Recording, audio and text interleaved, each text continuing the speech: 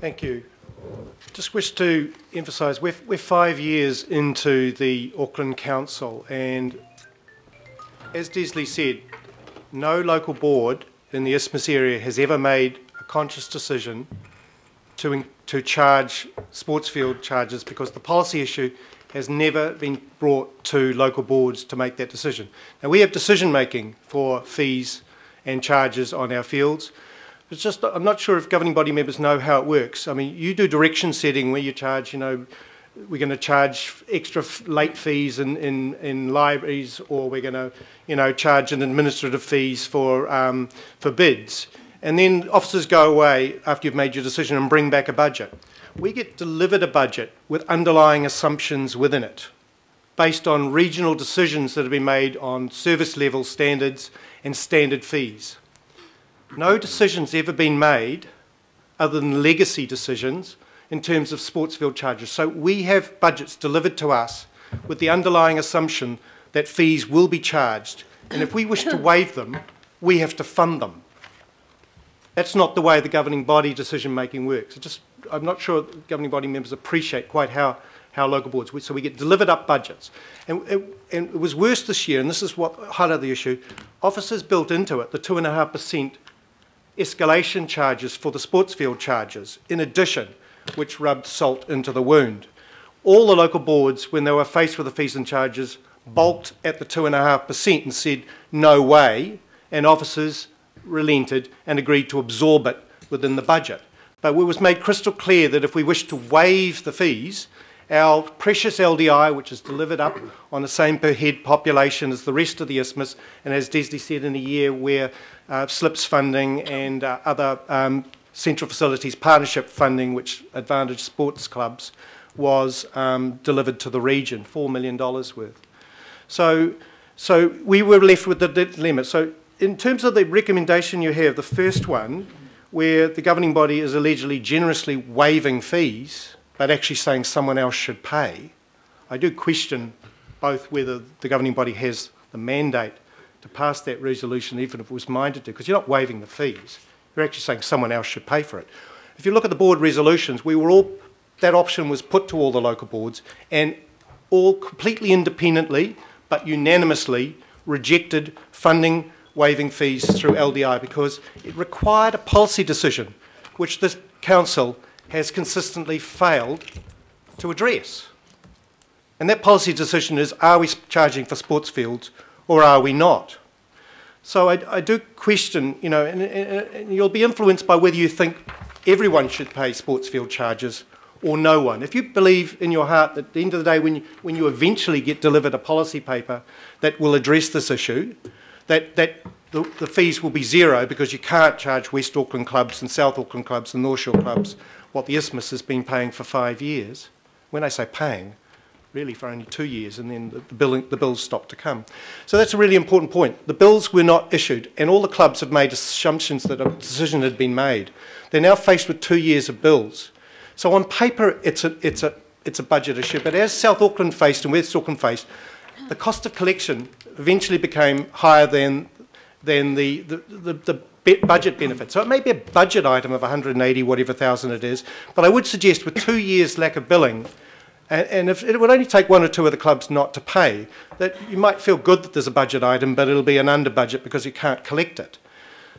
And you know, the clubs all know that other clubs aren't paying, so you know, you're asking a lot of the clubs to say, you know, man and woman up and say we're going to pay these fees even though we know it's unfair and no one else is paying it, and you haven't billed us for 2 years and we haven't budgeted for it. And the club membership that should have paid those fees 2 years ago has long since moved on, and we've got to collect it from this year's club membership on a 3-year, you know, ×3 basis.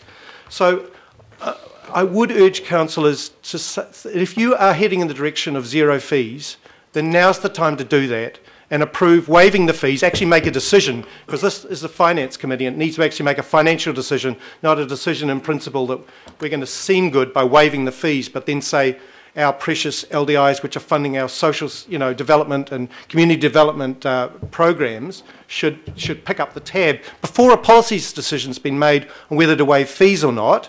But if you're heading in the direction of zero fees, then let's do it now and approve it on an unbudgeted basis. I'm sure the organisation can absorb it. Sharon. Paul. Or was it Paul? I thought you were moving forward. Go. Good morning, councillors, and thank you very much for the opportunity to present to you this morning. Just 4 or 5 brief points. Firstly, I'd just like to reiterate the point that the officers made at the start of this meeting, where they outlined that in other areas across the region, the cost of collecting the sports fees outweighed the amount of fees that they collected. And so we're having a conversation about the central boards because presumably the central boards are seen as an area that can afford to pay. Also just wanted to make the point that we've, as local boards have socialised this conversation that we're having with other local boards around the region. The discussion that we're having today representing our ISMIS boards is a position that's supported by other boards around the region. Because, as Charles articulated just now, I mean, this ultimately will come to a regional policy decision.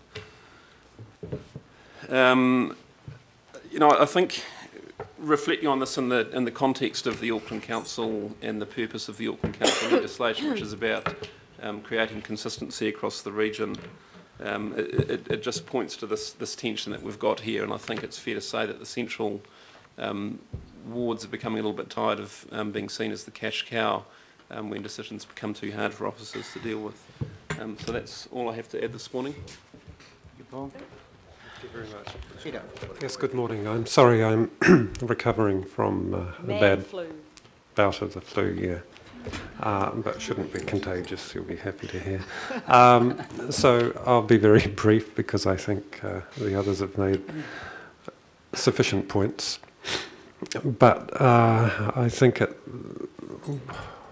thing that strikes me about this is that firstly there's no justification for the inequity. The report says that it will deal with the issues of inequity, but the inequity is around our sports clubs or local boards paying for something that no one else in the region has to pay for, and there is no justification possible for that, and that's why you won't find a justification in the report. So if you want to accept recommendations that are made on the basis of nothing, that's entirely your prerogative, but I don't think that will help to improve the standing of Auckland Council on the isthmus. And it's important because it strikes, as Desley put it, to the very heart of what it means to be a unitary authority.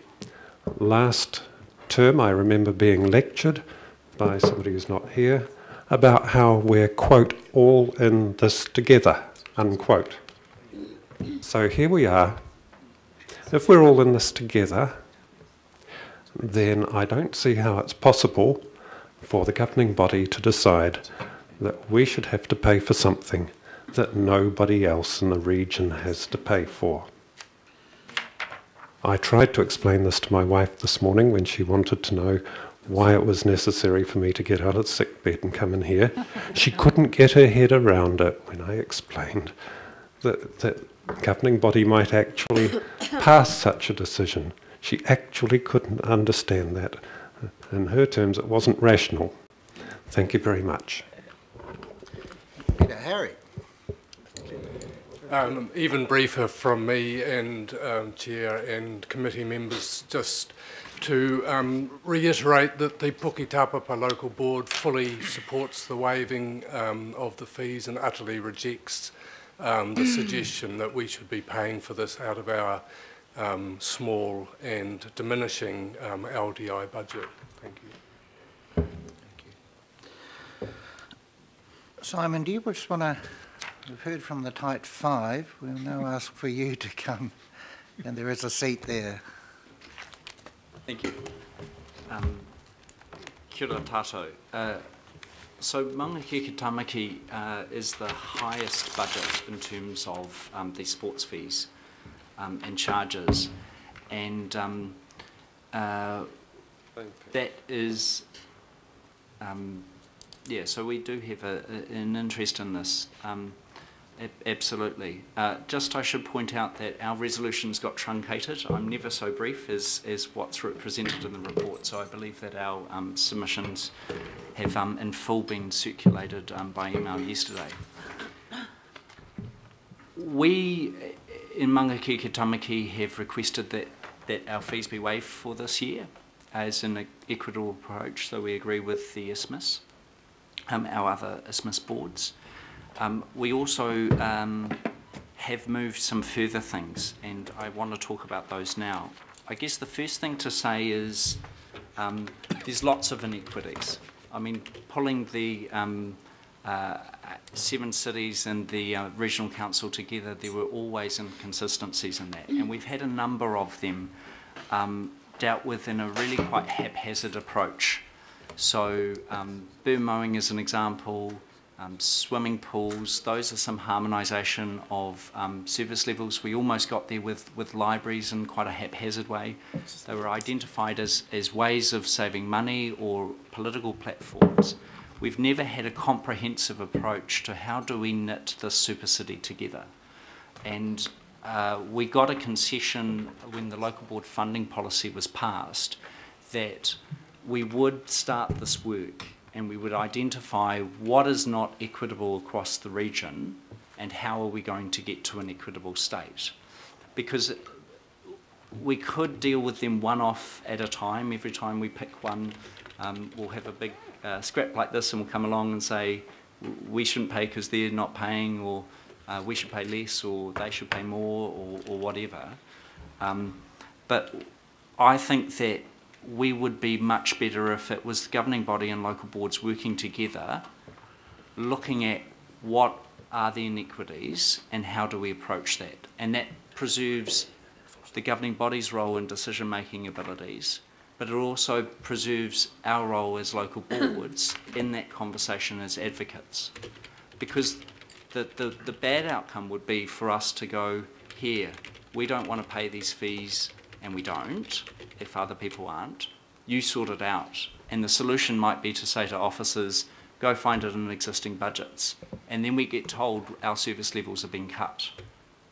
And that wouldn't be equitable or fair either. So let's have the whole conversation in a comprehensive way, and let's agree on a time path that at least starts implementing that from the annual plan onwards. Having said all that, I'll go back to what I said in the beginning. If you want to waive the fees, happy to do that in this period. But actually, if that's not feasible, let's make an agreement about doing the work that needs to be done. Let's finish the job in terms of the integration of the super city, and let's do it local boards and governing body together so that we can have an integrated, joined up decision-making approach to these, as opposed to things last minute at the budget committee being offered up as here's a potential saving here, or here's an adjustment there. So that's what I wanted to put on the table, because this isn't the only legacy approach that is inequitable, and I'd rather nail them all. So thank you very much.